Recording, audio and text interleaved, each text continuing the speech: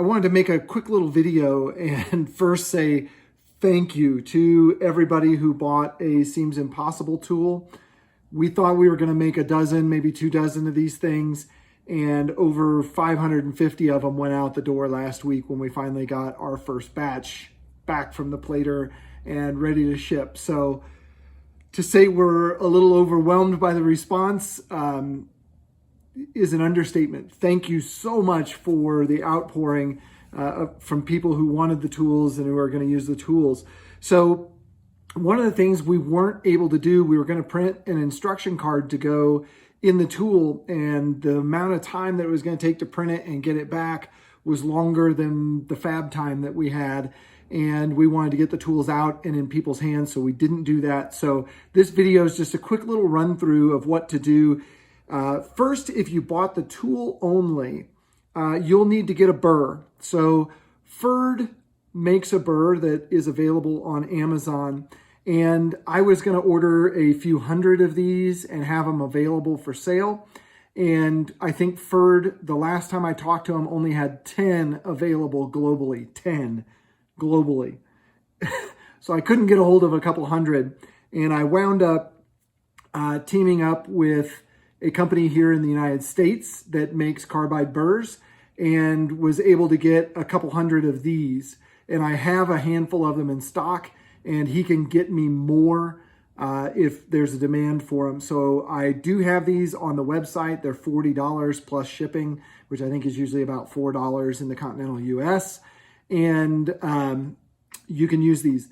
You can also look elsewhere. There are other companies that make them. The type of burr that it is a 3/4 inch spherical carbide burr. These are double cut, and they're intended for use on steel. There are burrs that are intended for aluminum and other metals, but you want one that's intended for use on steel if you're using it on steel tubing. The number that everybody calls them is an SD7. So SD7 is across every manufacturer. People refer to this type of burr, a 3/4 inch spherical, as an SD7 with a 1/4 inch stem on the back. One of the things that I found when I was putting these tools together, this is a Ferd burr, and Ferd grinds their burrs under size. And I just put it on my micrometer here, and this measured 1/1000 under. So it's 0.249. 0.249. So not quite 1/4 of an inch. It's 1/1000 under 1/4 of an inch. The company that I'm buying burrs from, they have a plus or minus half a thou on their burrs. So they try and undersize them, but some of them are right on size. So they're right at that 0.25. And when you're trying to put 0.25 into 0.25, it definitely won't slip in. It will stick, and it will lock together like a Chinese finger trap. So if you're doing that, you're going to have to tap this burr in. So that's what I wanted to make a quick little video and show you how to do that. So the first thing I've got is a 7/16 inch deep well socket. 7/16 is probably the size in everybody's kit that will work. You can take it and just hold it up to the bearing on the front and see you're looking for the outside of the socket to be relatively the same size as that bearing. The bearing's 5/8 if you want to measure it. And what you do is you want to put the socket in the back side of the tool so that it's supporting this back bearing, okay? Now, I got to move the camera so you guys can see down where I'm working. Yeah, I'll try and get you in here. Does that work?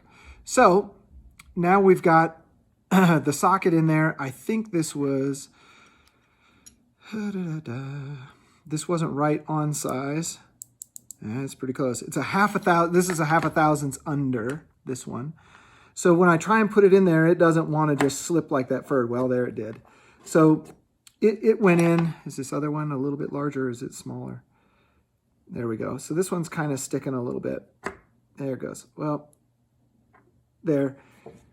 You can take a rubber mallet or something like that, and you can just tap it down. Doesn't take much. Even if it's dead on size, it doesn't take much. But you want to be sure to use this socket or some other piece of tubing to back that bearing up, because you can you can knock this bearing out. And if you do, you can knock it right back in. You just take this socket and tap on the back side, and it'll push that bearing back to where it goes. All of these bearings are super glued in. I did not use Loctite. They're a slight press fit, but I did not use Loctite on them because if the bearing ever wears out, I want you to be able to get that bearing out of there without too much issue. So that's how you put the burr in. And then the extension, the idea on the extension is we cut this window in the back here so that you can use your extension like that, and then your fasteners or your grub screws here are exposed, and you can tighten those down. When you tighten them down, then they have the clearance to spin inside the barrel of the tool. Does that make sense? And then kind of last is, well, not last, second to last. This is an Irwin extension. So Irwin, I-R-W-I-N. I think you can find these at Lowe's. I think that's the way. Or on Amazon. And I'll leave links in the description for the furred burr, if they have them available, and for this as well. And then I had other questions on the jacket that goes around this tool and how to make it. So what you have to do is look at the tubing you have and figure out how much of a jacket you need on either side and how much you need on top. And then this route here is a 3/4 inch by 3/4 inch. This tool is exactly 3/4 of an inch square within a thousandth, maybe even a half a thousandth. So you just want to route a 3/4 inch groove in there. You can do that with a dado stack or any other method that you're comfortable with. So let's just see how close we are to the 3/4 of an inch. Yeah, we're within a thousandth. So it's plus or minus a thousandths on the 3/4. I think you'll be okay.